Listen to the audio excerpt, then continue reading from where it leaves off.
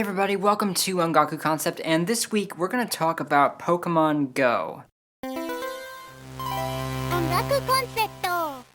So I'm still trying to figure out this game. I haven't put any serious play into it, but I did catch a Charmander. That was the first thing I caught, and I'm pretty proud of that. But I want to talk about the music, and talk about why it's so adventurous and exciting and fun, just as Pokemon music should be.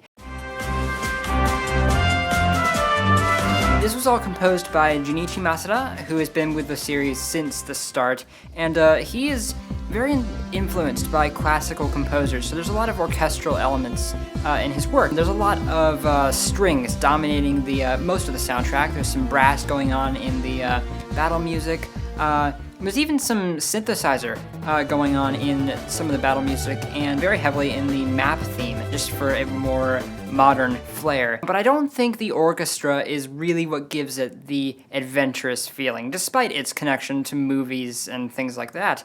I would say a lot of the reason for its sound comes from a composition technique called modal mixture. Now, a mode is a specific type of scale, a scale being a pattern of notes that we use to compose music. Modal mixture is the idea of taking two separate modes and combining them within the same work. Typically, when people talk about modal mixture, at least in my experience, they're referring specifically to the mixture of two modes, the major mode, Ionian, and the minor mode, Aeolian. So if we were to take C as our root note and play the Ionian mode, we would have this. And if we play the Aeolian mode, we would have this.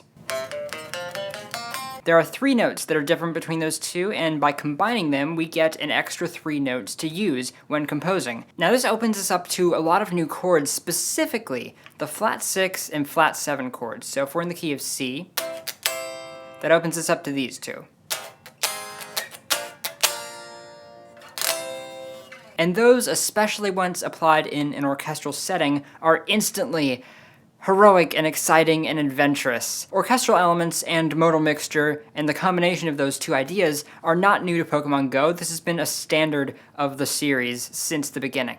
However, if you want to look at some music that uses orchestral elements and modal mixture in a bit of a different setting, I would suggest looking at the Mario Golf and Tennis series.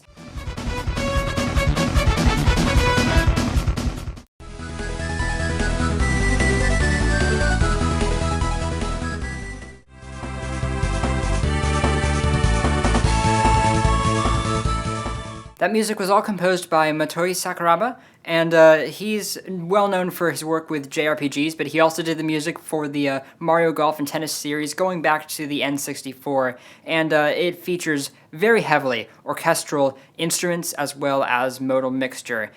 He is a master of abusing that, and if you want to study it some more, I would recommend looking into that. Thank you guys so much for watching. I hope you enjoyed this video, and I hope you learned something from it. If you want to hear me talk more about chords and how I go about labeling them from an entire arrangement, I did a video on that last week, which you can find up here.